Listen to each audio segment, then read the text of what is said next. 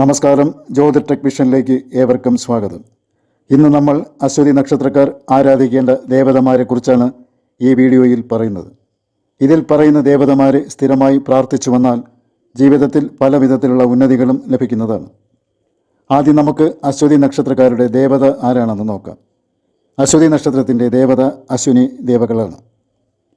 അശ്വതി നക്ഷത്രത്തിൻ്റെ നാഥൻ കേതുവാണ്. മേടം രാശി പുരുഷരാശിയാകയാൽ ഇവർ വിഘ്നേശ്വരനെയാണ് ഭജിക്കേണ്ടത്. തൻ്റെ ജന്മനാളായ അശ്വതി നക്ഷത്ര ദിവസവും അനുജന്മ താരങ്ങളായ മകം, മൂലം എന്നീ നക്ഷത്ര ദിവസങ്ങളിലും ഗണപതി ക്ഷേത്ര ദർശനം നടത്തി ഭഗവാന് കറുകമാല സമർപ്പിച്ച് പ്രാർത്ഥിക്കുന്നത് ഇവരുടെ ജീവിതത്തിൽ ഉണ്ടാകാനിടയുള്ള പല ദുരിതങ്ങളും തടസ്സങ്ങളും ഒഴിഞ്ഞു മാറി ജീവിത പുരോഗതി നേടിയെടുക്കുവാൻ സഹായിക്കുന്നതാണ്. ഇതുകൂടാതെ വിനായക ചതുർത്ഥി ദിവസവും ഇവരെ സംബന്ധിച്ച് വളരെ വിശേഷപ്പെട്ടതാണ്. അന്നേ ദിവസം വ്രതാനുഷ്ഠാനങ്ങൾ ചെയ്യുന്നതും വളരെ ശ്രേഷ്ഠകരമാണ്. ജന്മനാളിൽ ഗണപതി ഹോമത്തിന് കൊടുക്കുന്നതും വളരെ ഉത്തമമാണ്.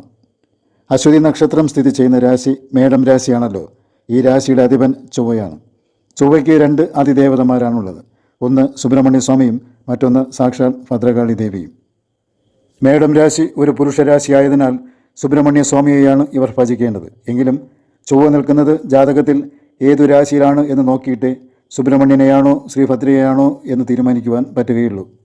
ഇതറിയില്ലെങ്കിൽ 2 പേരെയും പൂജിക്കാവുന്നതാണ്. അശ്വതി നക്ഷത്രവും ചൊവ്വാഴ്ചയും ചേർന്ന് വരുന്ന ദിവസം സുബ്രഹ്മണ്യ സ്വാമിയെയോ ശ്രീഭദ്രകാളി ദേവിയെയോ പ്രാർത്ഥിക്കുന്നതും ഉത്തമമാണ്. നിങ്ങൾക്ക് വളരെ ഇഷ്ടമുള്ള ഒരു ദേവതയെയോ ദേവനെയോ പൂജിച്ച് വരുന്നുണ്ടെങ്കിൽ ആ പൂജ മുടക്കാൻ പാടില്ല. മാത്രമല്ല, കുലദേവത ഉള്ളവർക്കും ആ ദേവതയെ പൂജിക്കാവുന്നതാണ്. ഇതിനു പുറമെ സ്വന്തം നക്ഷത്രത്തിൻ്റെ അതിദേവതയെയും രാശിനാഥൻ്റെ അതിദേവതയെയും പ്രാർത്ഥിക്കുന്നത് ജീവിതത്തെ വളരെ ഉത്കൃഷ്ടമാക്കി തീർക്കുവാൻ സാധിക്കുന്നതാണ്. ഈ വീഡിയോ നിങ്ങൾക്ക് ഇഷ്ടമായിട്ടുണ്ടെങ്കിൽ ദയവായി ലൈക്ക് ചെയ്യുക, ചാനൽ സബ്സ്ക്രൈബും ചെയ്യുക.